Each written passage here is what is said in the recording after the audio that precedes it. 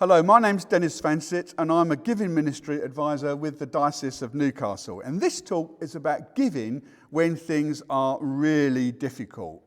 Now, many years ago, I was part of a leadership team of a church in southeast London, and there was a man in our church who genuinely did not have much money. He didn't have a good job and he struggled to pay the rent on his bedsit to make ends meet.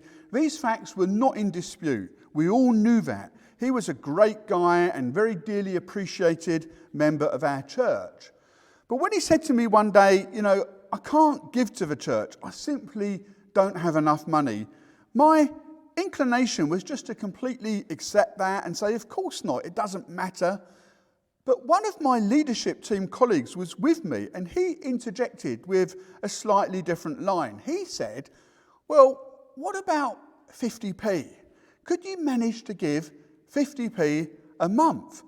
Well, my friend readily accepted that actually he could give 50p a month. He pointed out that he could merely skip coffee one day at work. Yes, in those days it only cost 50p to buy a cup of coffee. And so he responded joyfully. He hadn't thought of just giving 50p, and he would start giving after all. But I think, however, that he must have skipped coffee more than once a month, because actually he started giving £2, and very soon that went up to £10 a month, and then it went up even more than that. And my guess is he never became the biggest giver in the church, but in time he was giving a reasonable amount, and his gift was a blessing both to him and to us. You see, I believe the realisation that he could give and would give, even if it was just 50p, caused something to snap. Thanks to the interjection of my fellow leader, what had happened was that we had broken that attitude of, I can't give. The truth is, all of us can give something. It may not always be a lot, but that doesn't necessarily matter.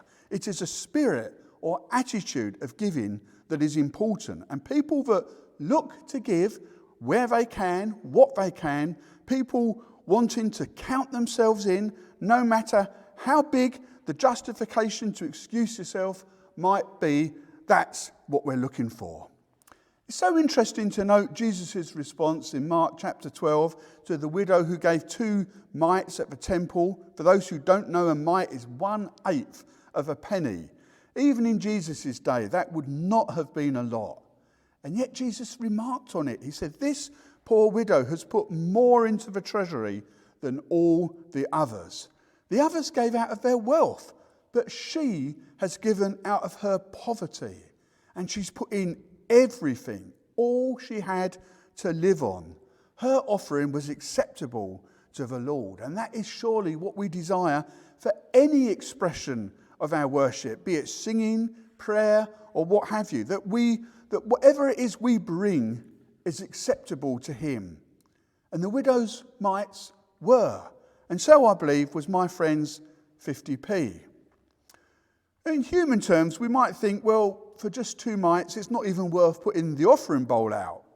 Well, it was for that woman, and it was for Jesus. You see, giving is not just about raising money.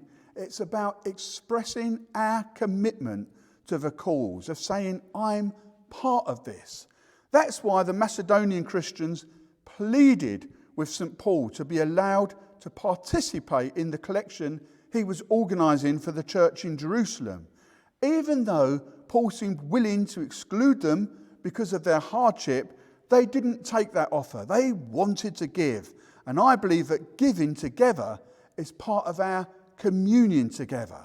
We are one church, one mission, with one financial need to which surely none of us would wish to opt out. So let's make sure that we too haven't simply decided that giving financially is not for us.